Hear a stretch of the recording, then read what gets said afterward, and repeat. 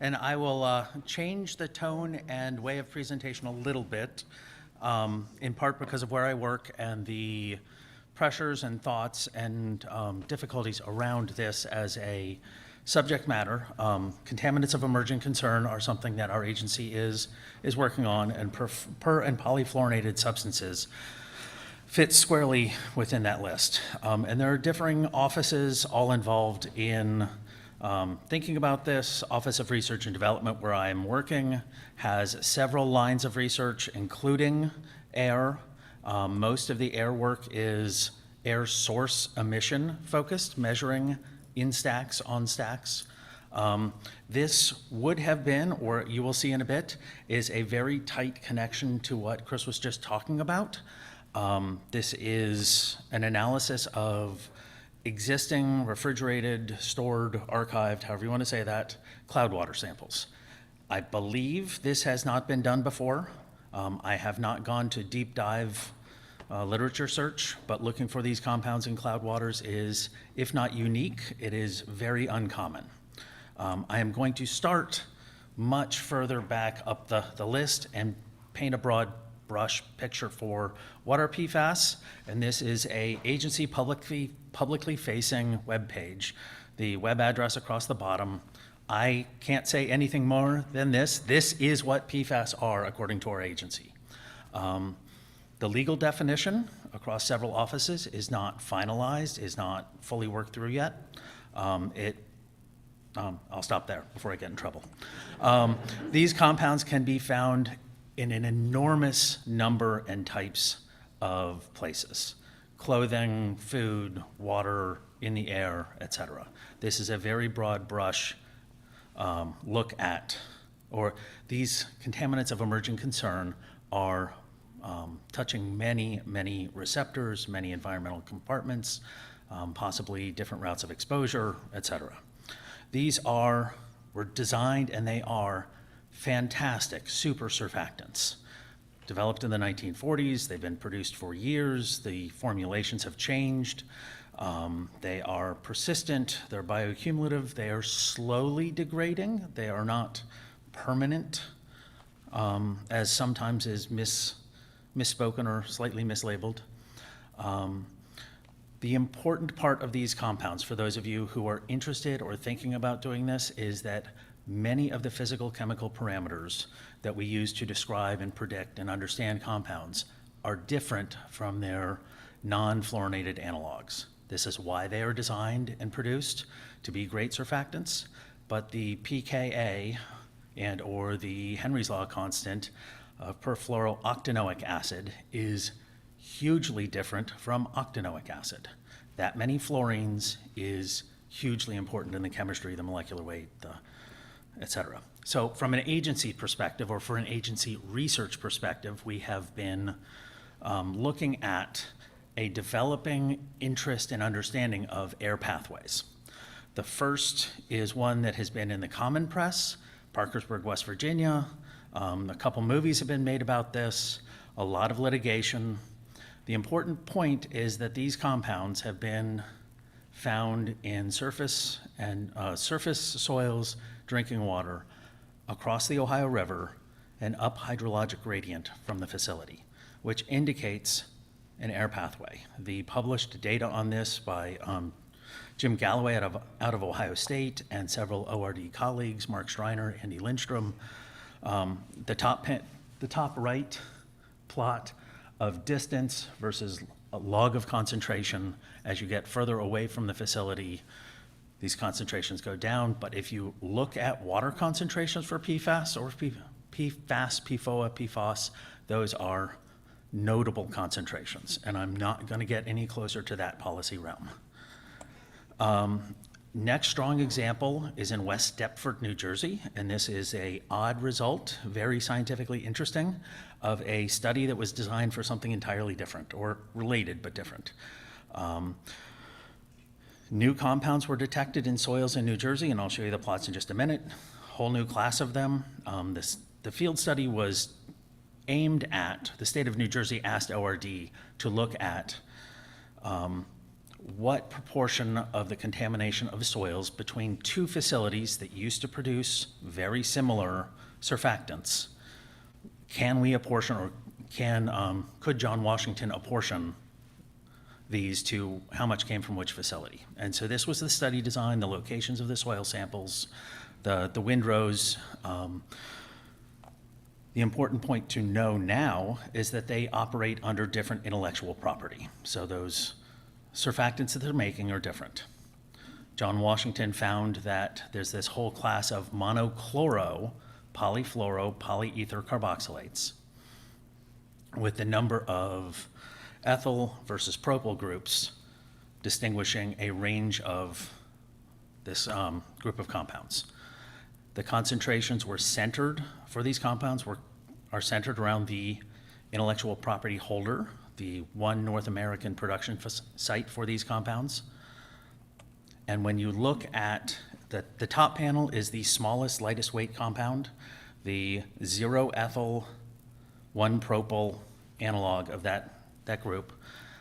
There is a log concentration versus log of distance relationship from this facility. Clearly extending out to 150 kilometers in New Jersey. And John also had one sample from New Hampshire that follows that yellow dot on the line. When you look across compound classes, compounds, different molecular weights, different ethyl propyl groups, you get different slopes for that line. The longest extent is the smallest compound. Again, this isn't sort of surprising to many people in the room, but this is strong evidence of atmospheric pathways and the role of atmospheric deposition. So, EPA ORD is focusing on this question of how important are the air pathways? Do those pathways differ for exposure routes? That is, one could eat a fish, and whether that PFAS in that fish came from an air pathway, atmospheric deposition, or came down the river as an outfall is an important distinction for how to handle these compounds. And it really comes down to two things. Can we measure these compounds?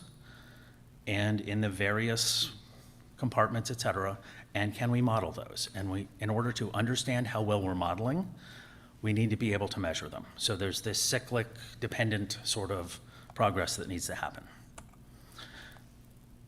The more local to us in North Carolina, and another example, this is on the right is a state of North Carolina map of the relative groupings of green being low, yellow being moderate, and red being high, drinking water well concentrations of hexafluoropropylene oxide dimer acid, HFPODA, or Gen X. Some people probably mistakenly call it that.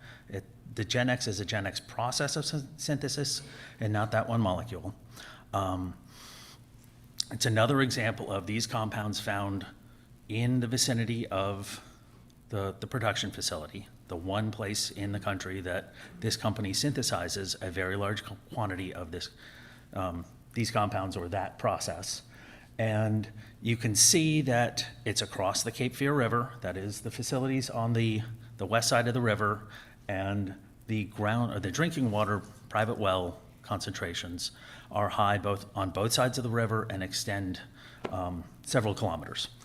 The point being, again, this points towards an atmospheric pathway, a deposition pathway to get to that drinking water contamination. Emma DeAmbro, Ben Murphy, Jesse, are you in the room? And Jesse, and so I'll now point, Jesse, raise your hand again. If you have questions about the CMAQ part of this, ask Jesse. It's complicated, it's not, I will say there is more work that needs to be done on adding these compounds to CMAQ or to an air quality model, largely having to do with the atmospheric processing, the chemical transformations, et cetera. But the initial look at this was, where are these compounds going for an air pathway? And the short answer is 95% of them go outside 150 kilometers. That is, there is a regional-ish distribution, regional-like distribution, but 5% being inside that 150 kilometer range was sufficient to produce the drinking water contamination across the river up hydrologic gradient in the vicinity of the facility. So there's near field and potentially far field atmospheric deposition implications. So I am working on 3 parts of this with Martin Schaefer, and you'll hear more of Martin's work on precipitation later. A cloud water part of this, because it begins to address the cloud water processing. The important part is that Whiteface Mountain is one of the few cloud water collection locations. There was an archive. We had started already measuring PFAS in the excess waters from the NTN site halfway down the mountain, and it was an opportunity. In addition, we are starting on an ambient air, essentially modified TO4A, TO9A, TO13A, if you talk that talk, a high volume air sampling approach. So can we begin to measure these in ambient air? Many of you are much more familiar with Whiteface Mountain than I am.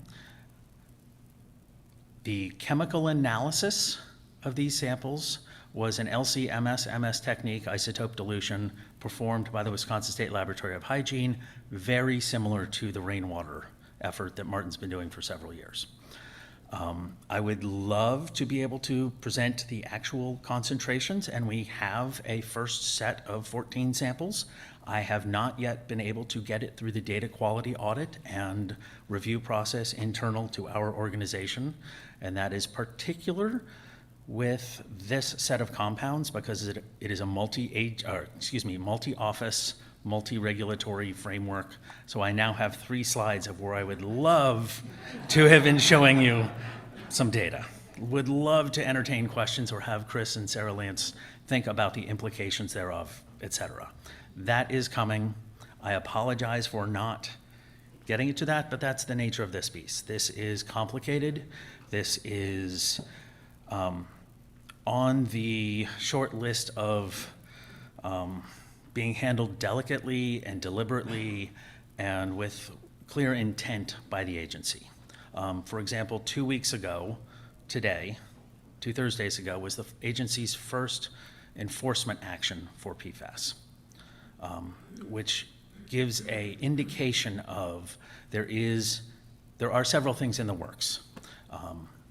I'm now going to flip back and talk a little bit about what else we have going on so you can begin to understand some of the multiple things we're doing. With John Walker's help, we deployed 3 samplers at Duke Forest for PFAS.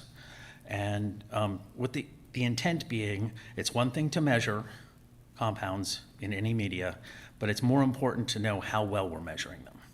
And so the importance of bounding those uncertainty bars on any measurement going forward was of the highest importance to us in ORD.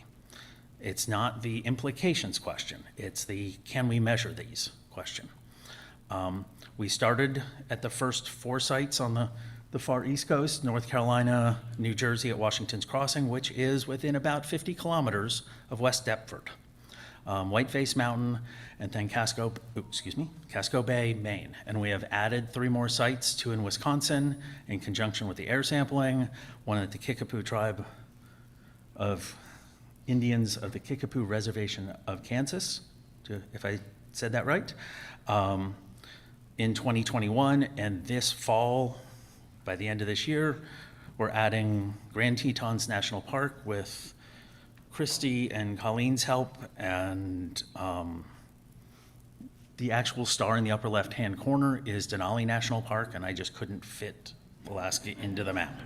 And then finally, on the lands of the Confederated Tribe, Confederated Tribe Umatilla Indian Reservation, which is most of the Indian Reservation is in Oregon, but this small portion of it is in Washington. So we are starting that. So we're, one of the locations in Wisconsin is immediately adjacent to the Ho-Chunk tribe lands. It's on the state park lands, but it is just a few kilometers. So we are trying to take a tribal aware, tribal focused, maybe not focused, but tribal aware approach to this as well. In addition, we're doing some more process work with John Walker's help. And if you want details of the importance and why, I'm going to point, John, raise your hand. part of those questions overlap with the questions that he is working on directly. So there's an interweaving of scientific need, interest, et cetera. The two previously co-located sites at NC 30 have been moved to a under canopy locations under coniferous and under mixed deciduous. The disclaimer and then the picture. I have done that in 15 minutes in hope to build back towards the timeline, but also to leave some time for questions. Yes. Does anybody have any questions online as well, or? I know the data part was a little, yeah, Jeff. I would love to see the data, as all of us would, but we understand. What do you know in archived samples? Do we know about the stability of these compounds with respect to transformation or even surface interactions in the containers? I believe Martin may be able to address that better. My personal opinion is that there is a lot of anecdotal evidence. There are some, most of it's drinking water focused or groundwater focused. It is a great question. That set of questions of the storage, do the existing cloud water collectors, are they appropriate for these compounds? One shouldn't just assume that because stainless steel works great for compound X, when you come over to these other classes of compounds, it works. And I have a postdoc, and we've done literally that on tubing. And there's a huge difference in the sorption and transfer through stainless steel tubing versus silico steel tubing versus PFA versus HDPE. So there's a lot that we can learn from the drinking water crowd, but some of their well-held beliefs seem to me to be anecdotal. Don't wear while you're sampling, because the one time I was doing that, we also had a high blank. That's not conclusive. That's suggestive, and we are a different sampling and analysis community that should probably approach this with open eyes. Martin, do you want to correct me a little bit? As John intimated, it's complicated. I mean, I think the true long-term studies of stability have not been conducted. I mean, there have been several studies on the duration of 6 months, maybe 9 months, for many of the legacy compounds and many of the compounds you're probably familiar with. They're stable on that time frame, but there are more labile precursors that if you don't take care, they will transform. So it really depends on the compound and how they're stored. From a regulatory point of view, methods allow for a frozen sample to be held for 90 days, but beyond that, things get a little dicey. Like everything, there's a lot to learn. Jeff, I'll also add that I believe we should reasonably expect there are additional highly fluorinated compounds in air samples that are not typically observed through LC-MS-MS techniques. So there will be non-ionic compounds, or there could be. Some of the emissions testing indicates that, some of the ambient air measurements do, and the Henry's laws on some of those compounds are so water favorable that it would be surprising to me if there were not those compounds. We haven't gotten to that yet. You showed a variety of sites where you're going to start or have started collecting this data. Are there sources of PFAS at all of those sites, or are these are some of these intended to be background kinds of places? I don't think we should go down that path yet. Okay. The state of Minnesota, for example, has started requiring the estimates of emissions to air from 50 NAICS codes. And that is just starting, and I believe they are first in this process and will likely have quite a bit to learn. So what one might consider a source is an open question. There are several big chemical manufacturing facilities that I think with some of the evidence or some of the studies that I showed are strongly indicative that they are high, or there are emissions. I shouldn't bound that in scale. but the relative role of various emission sources is highly unclear. Whether 10,000 mom and pop shops making their own whatever it is with little quantities versus one big facility is an open question. And so the location of, for example, NTN sites or CastNet sites that we typically think of as background locations or remote may be entirely false. We just don't have the evidence yet, or the measurements. Oh, yeah, I have a question about, you said maybe PFAS are existing in the ambient air. I'm wondering what is the residence time, and do you think it can transport globally or just transport locally? Yes.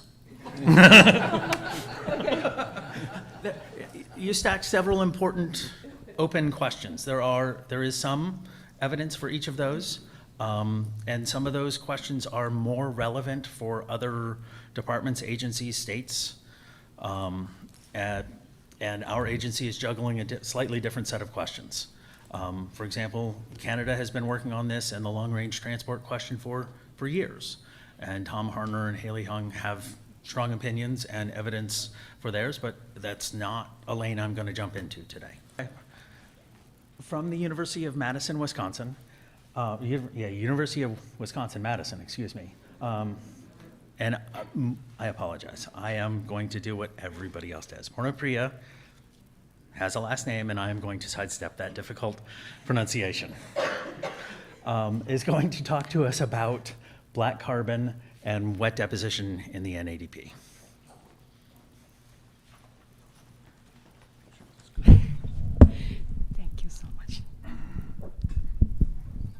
Hi, my name is Pierpont Sijlanrich. I'm a PhD student at University of Wisconsin-Madison. And today I'm going to talk about two parts of my dissertation project. And the title for today is Development and Application of Methods for the Measurement of Black Carbon Wet Deposition for an ADP.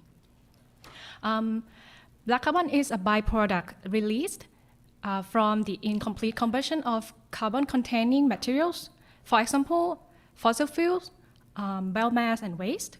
There have been multiple attempts to try to understand black carbon for decades, so I assume that everyone here must have heard about black carbon at some point.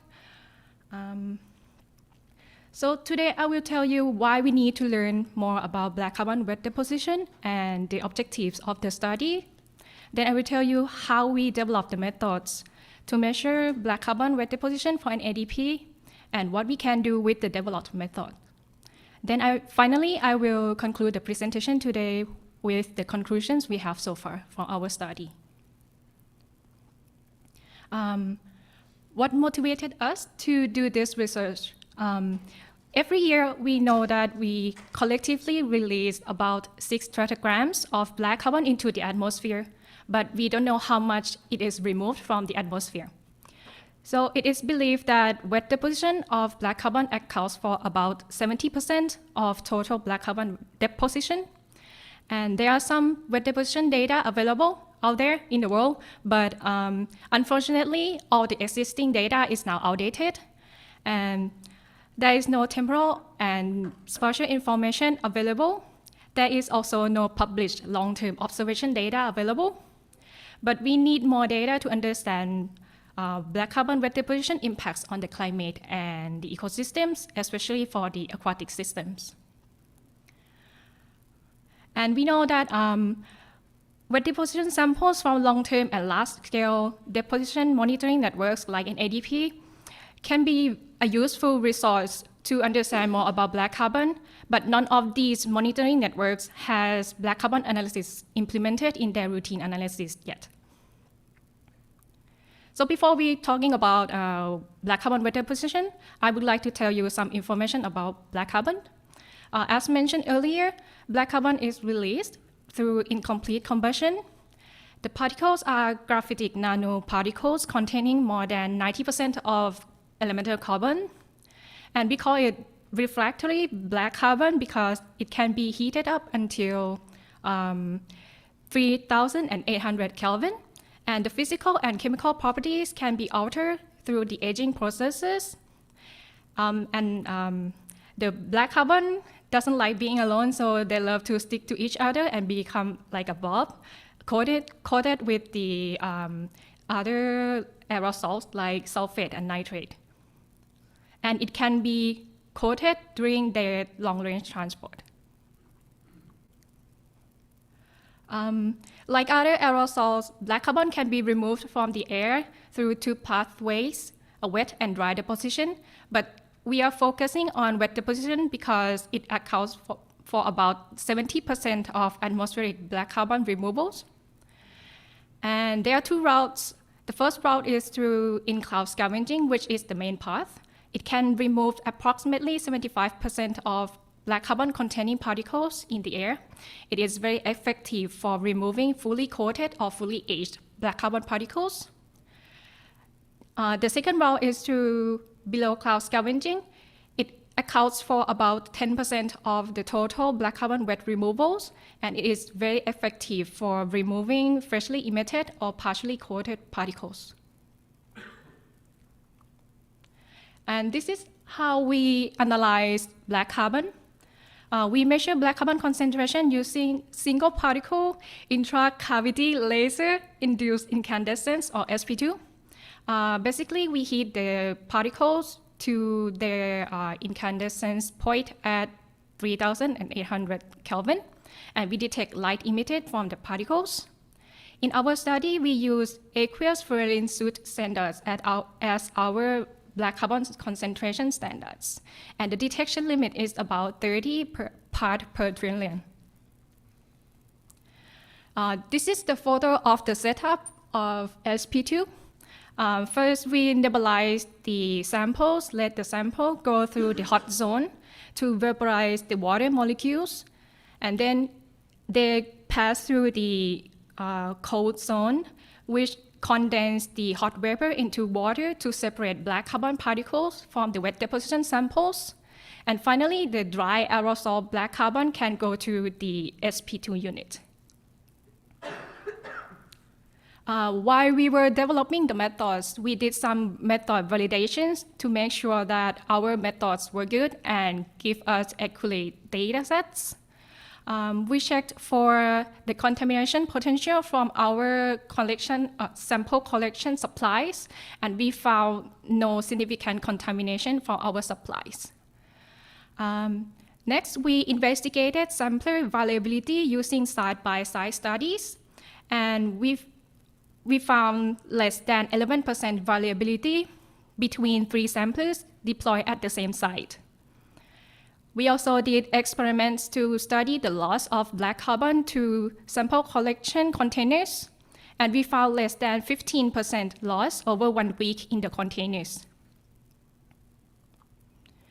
In November 2020, we received too many samples from an NADP, and we used 449 samples from 206 sampling sites in the US to investigate the spatial information of black carbon wet deposition. At each site, we reported site mean weighted concentration and estimated black carbon wet deposition. We found the median of black carbon concentration at 3.6 micrograms per liter, and the median of the wet deposition was at 2.3 grams per hectare. Then we use the data we have to generate maps of precipitation, concentration, and wet deposition. And we follow the method described in, I'm sorry if I pronounce your name wrong, okay, Latish and Weatherby in 2011, which have been used at an ADP. And precipitation weighted sites was interpolated to PRISM data grid. On the right, you can see the black carbon concentration map, and there are some hotspots that you can see on this map, and there are 2 major hotspots at North Platte and Bandelier. Then we attempted to identify the sources of those high concentration. We compare our map to NOAA's smoke map, and You can see that North Plate was under the smoke during November 2020. And Bandelier was also could have some black carbon from the smoke moving from the west side of the US. And now I'm showing the black carbon wet deposition map and the precipitation map. We grade out the areas with precipitation less than 1 centimeter and deposition less than 1 gram per hectare, so you can see the patterns. The deposition map was generated from black carbon concentration map and prism data map. And we spotted high wet deposition from November the 13th to November the 20th, 2020. And the pattern of wet deposition is quite similar to precipitation pattern.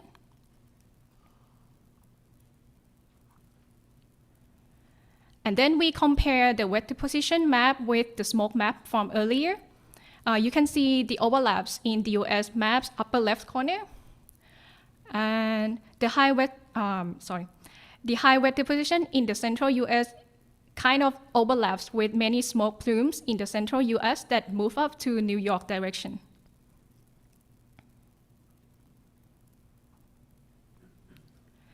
And then this is the second part of my dissertation. We wanted to understand the relationships between black carbon and measured and NADP parameters. So we extracted data from November 13th to 20, which was the time when we observed high deposition in the US. And we plotted the concentration of black carbon against the NADP parameters. The data set contains 106 samples.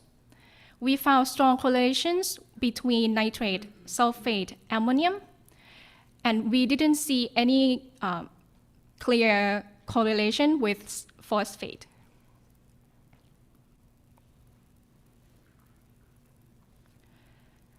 And again, we did the same thing with cations, and we found some correlations with calcium and potassium, but low correlations with magnesium and sodium. Finally, we investigated the correlations between black carbon and NADP parameters using all data we have. This time, we added water-soluble organic carbon into our data set, and the measurements were done at University of Wisconsin-Madison using a TOC analyzer.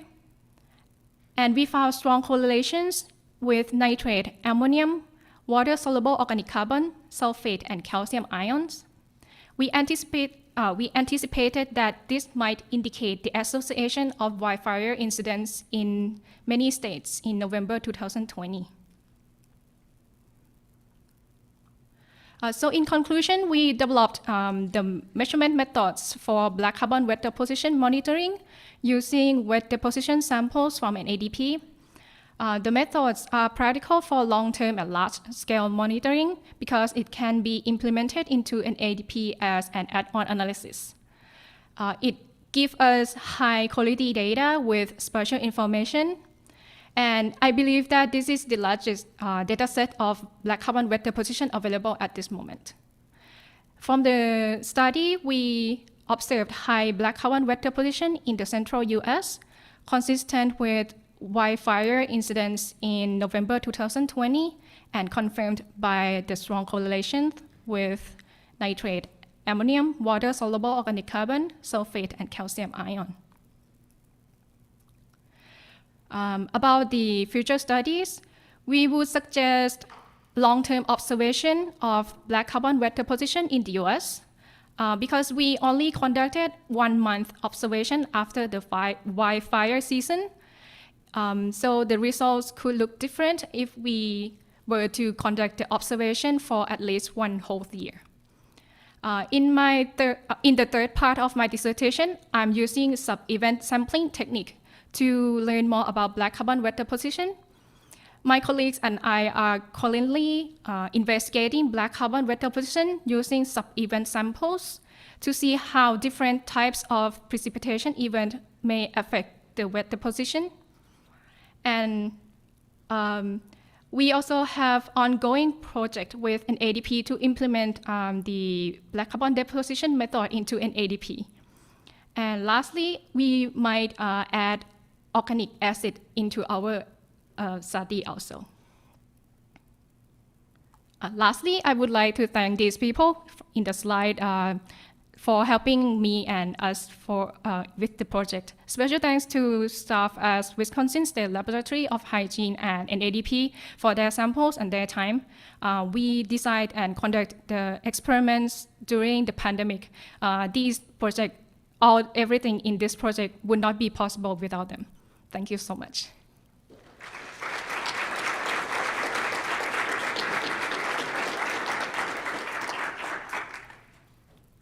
I'll start with a quick one.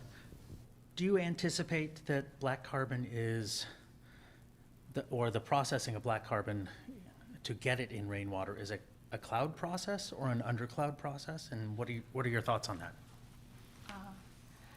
Okay, for me, from the literature, it said that the most important one is from in-cloud scavenging, but from our for my third part of the dissertation, I found that at some site we can see that below cloud scavenging might have more like importance in the process. So it can be both. This is circling back, question for Pia Porn from Umesh on black carbon. Whether you have tested different materials such as glass, polyethylene, polypropylene for collection and their effects on efficiency. Thank you so much for your question. So to answer that, we only looked at glass and polyethylene because these are the equipment that we had at that time. And ideally, all the materials would be glass. So if we want to archive all the samples, glass would be our first option, because the surface hydroxyl group repel the weak acid groups on the black carbon surfaces. We also found that black carbon is stable in the glass container for at least 1 month, but it is only true with the clean samples. So no bird poops or twigs in that. And also pH and dissolved organics may also impact the black carbon in the sample also. This is Martin Schaefer with Wisconsin State Laboratory of Hygiene, University of Wisconsin-Madison. I apparently want to mess that up several times today. I think we get the gist of it. Yes.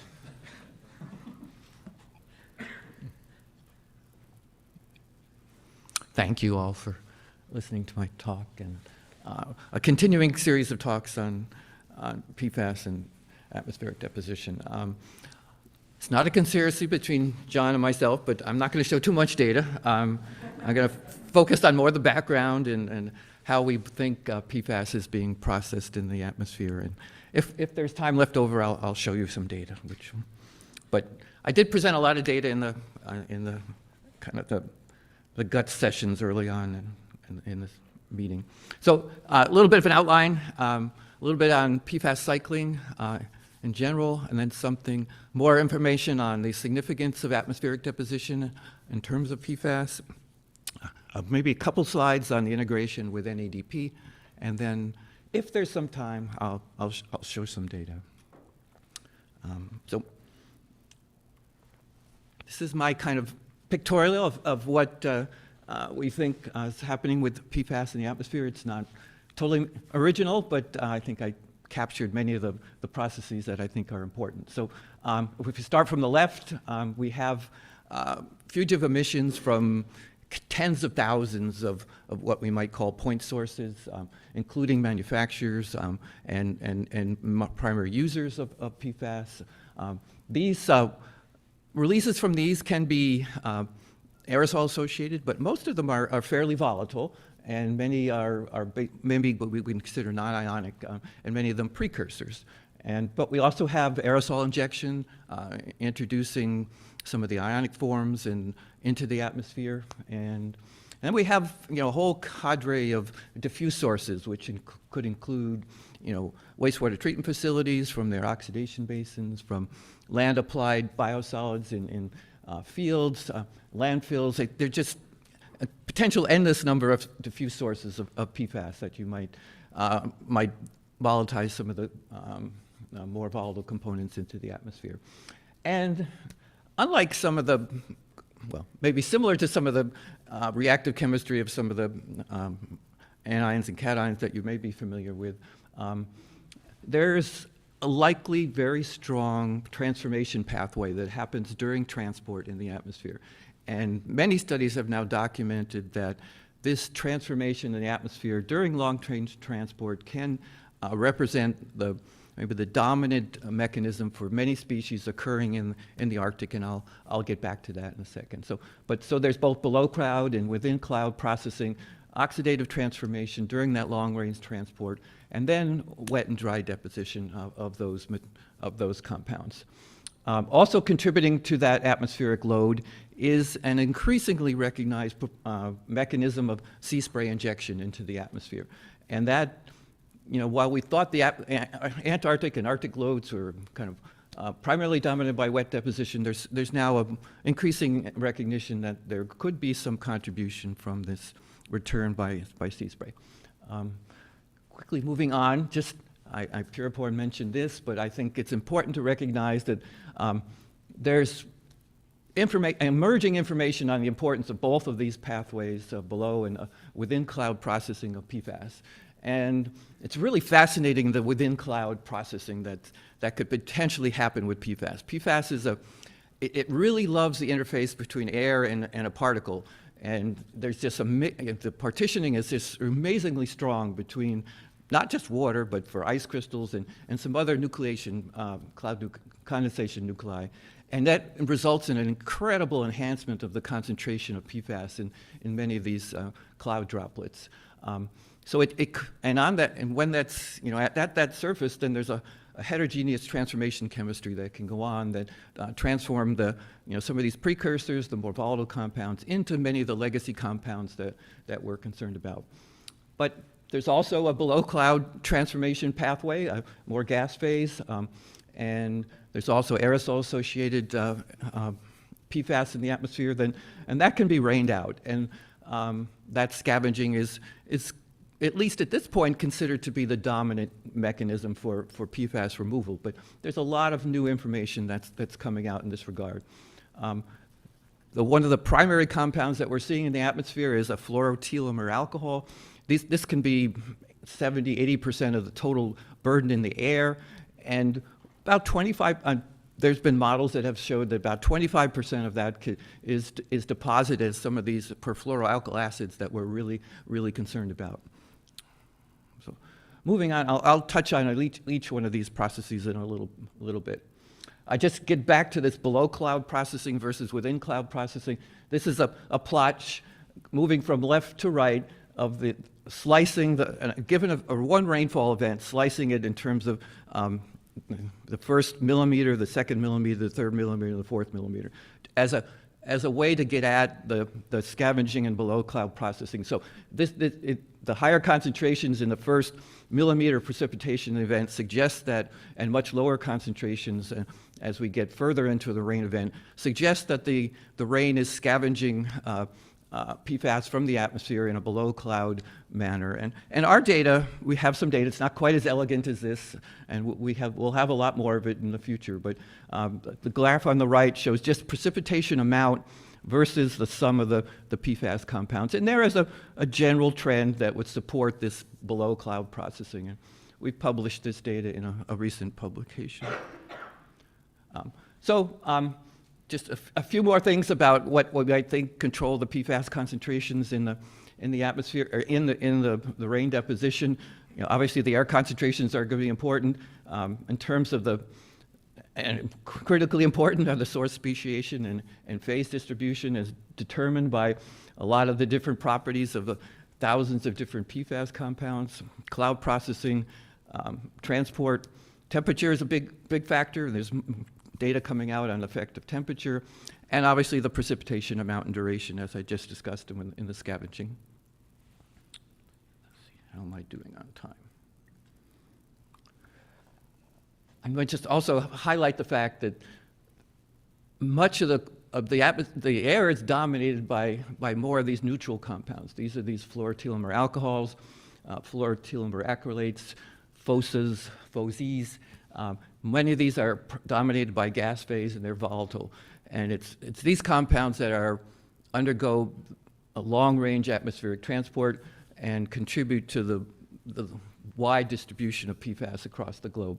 There's also these compounds that you're more familiar with, these ionizable compounds, the perfluoroalkyl acids, carboxylic acid, sulfonates, that are getting into the atmosphere in a variety of mechanisms. A lot of them are associated with particles injected into the atmosphere. And these can be rained out very effectively.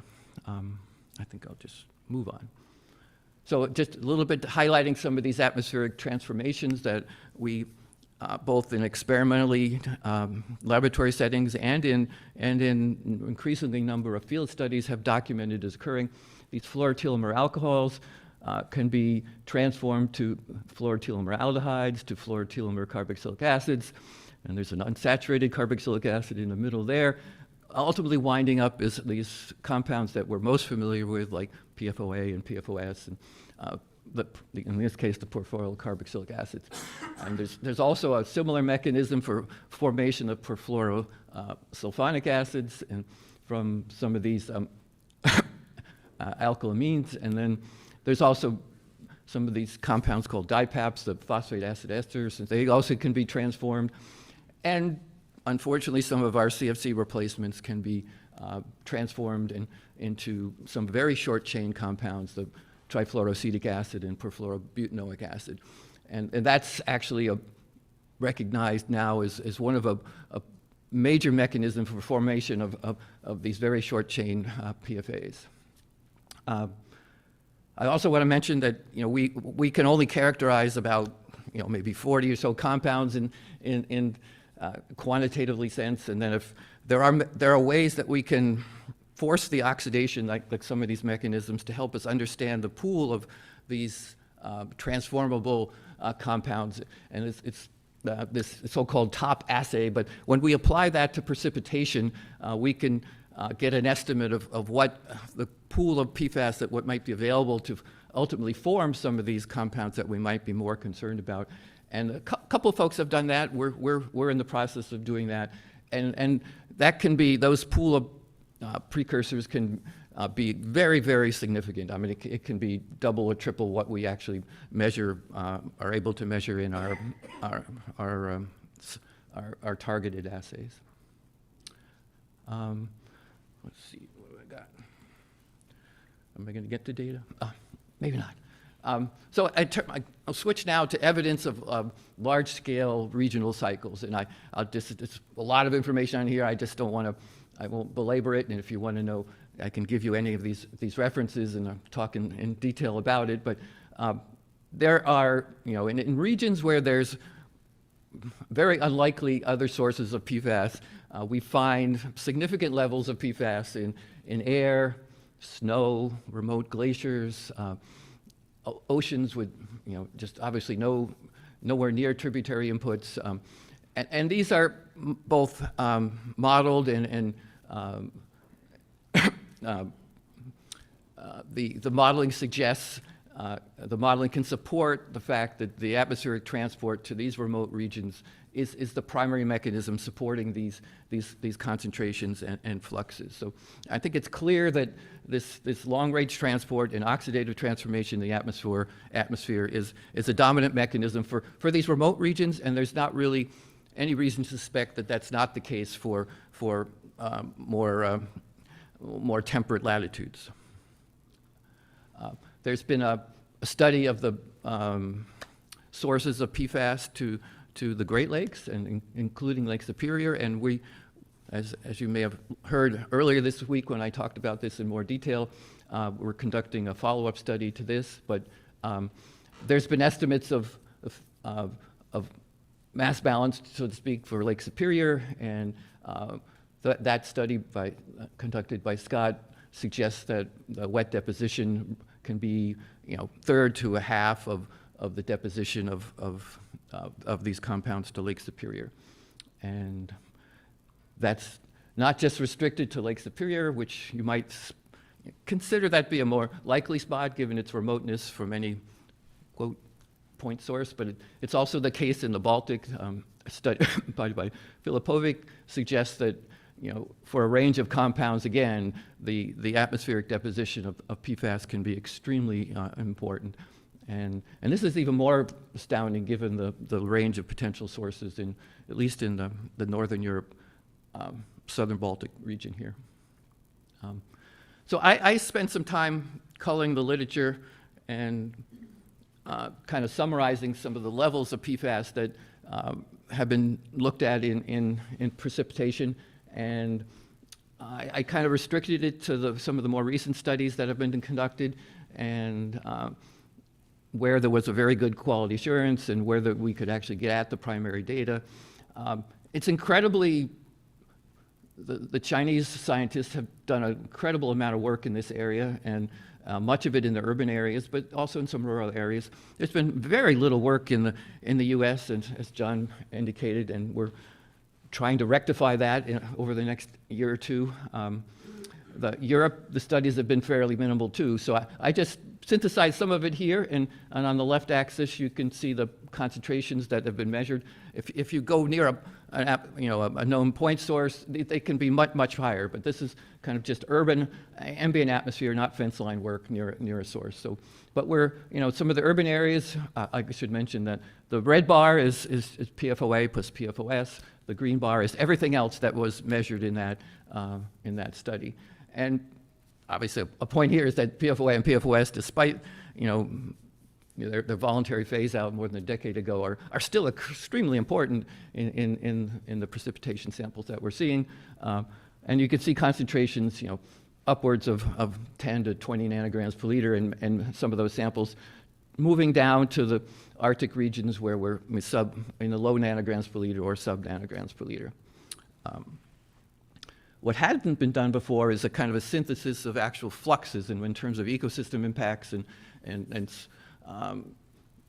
potentially human impacts is the flux. And here I've plotted and even fewer studies have done a good job on precipitation fluxes to actually calculate a annual flux. And very few studies have gone with an annual period. And we think we'll have, we now have annual data sets for quite a few of these compounds for several sites around the country. And maybe next time we talk, I'll be able to talk about that, or maybe John will talk about that. But so here we're on the left axis, we have nanograms per square meter per day, and there's a bunch of many of the same studies I showed in the previous slide. And we're talking very, very significant fluxes. These are enough to support, as I intimated from the previous slides, a large portion of the loads to terrestrial environments and aquatic systems. And I think I will, do I have time to show some data? I have 4 minutes or 3 minutes or whatever.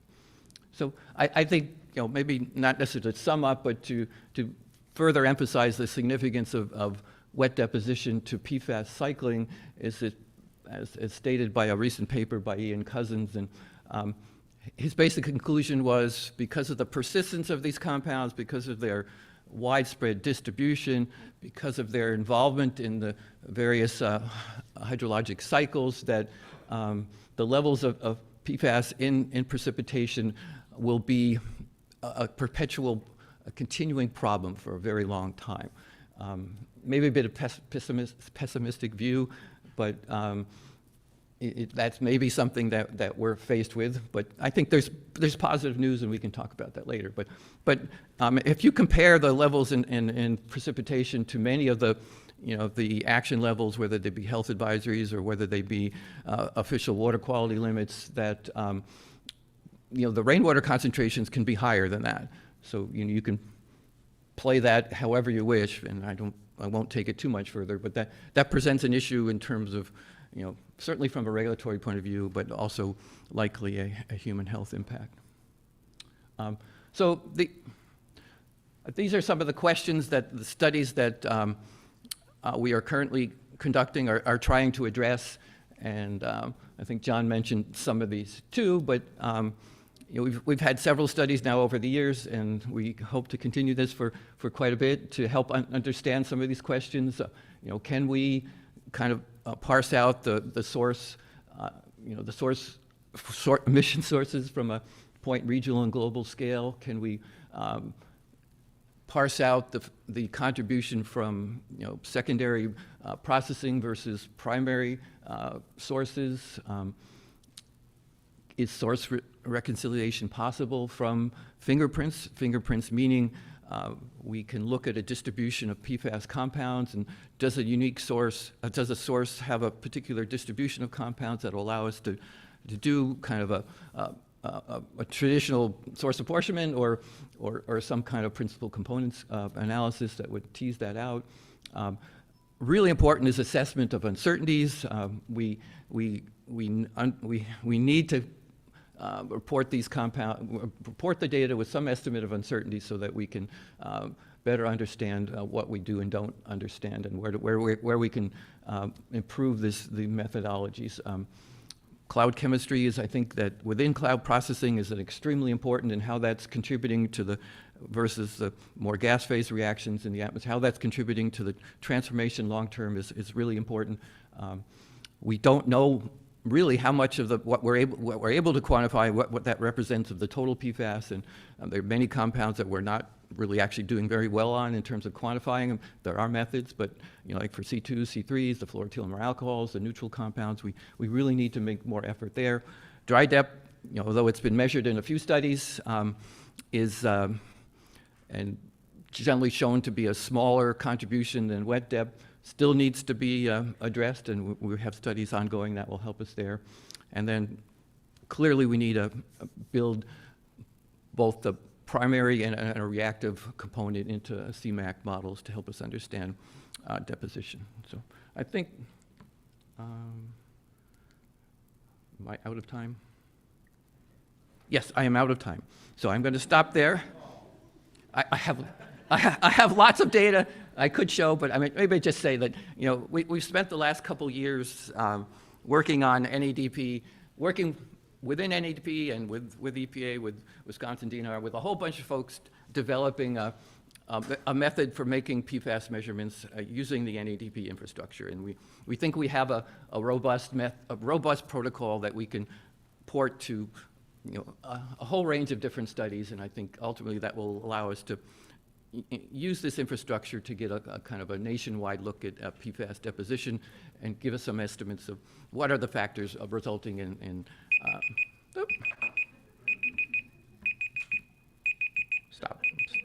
Stop. Why can't they stop the stupid thing?